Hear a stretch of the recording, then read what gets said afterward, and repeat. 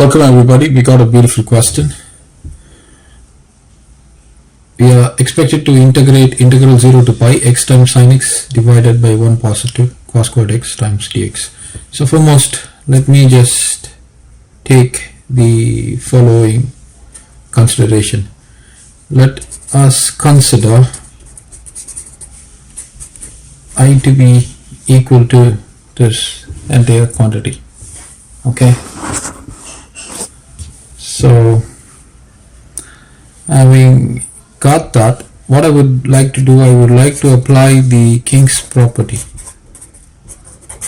Now suppose you have integral a to b f of x dx, then by King's property this is going to be integral a to b f of a positive b negative x times dx. I've done many questions applying this property. You can please check out my other video lessons. So with that excuse me, with that being said, we will be utilizing this property over here. So this is going to be equal to integral 0 to pi. Wherever you got x, you have to add 0 positive pi negative x, which is nothing but pi negative x. So this is going to be pi negative x times sine of pi negative x divided by 1 positive cos squared of pi negative x times dx. Dx is a differential operator.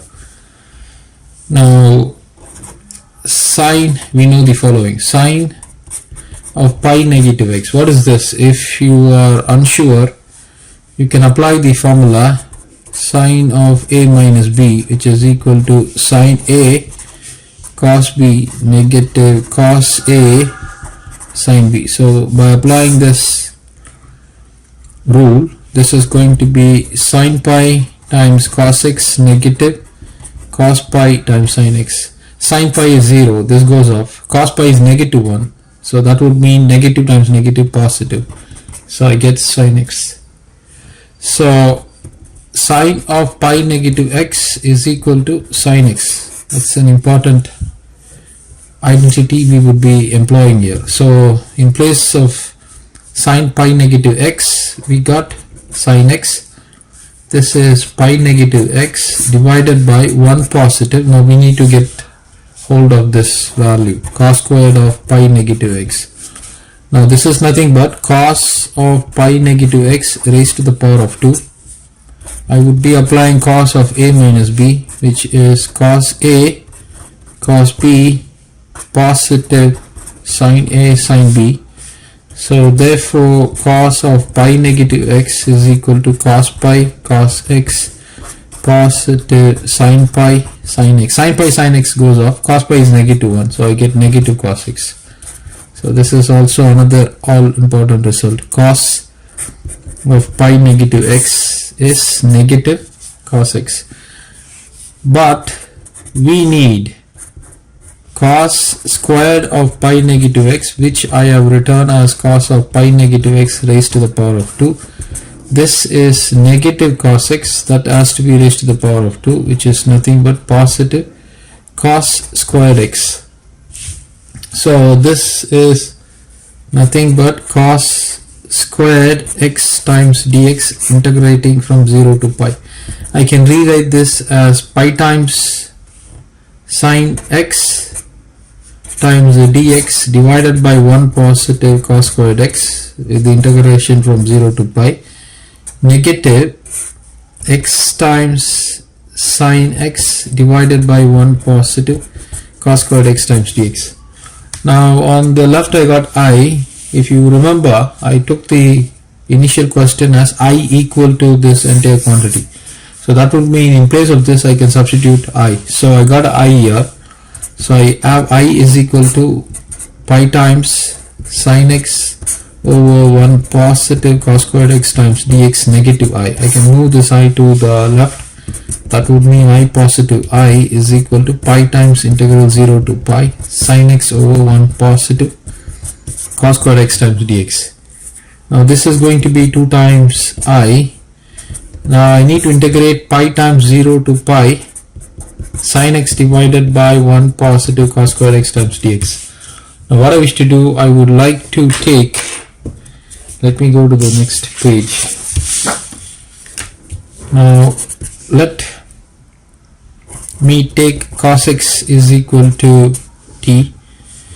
If I were to differentiate this, I get negative sin x dx is equal to dt.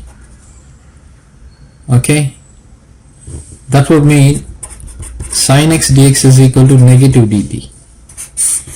Now we have to integrate pi times integral 0 to pi sin x over 1 positive cos squared x times dx. So in place of sin x dx, I am going to be substituting dt with a negative sign divided by 1 positive t squared. Now the limits when t is equal to 0, or I would say when x is equal to 0, we have t to be cos of 0, which is equal to 1.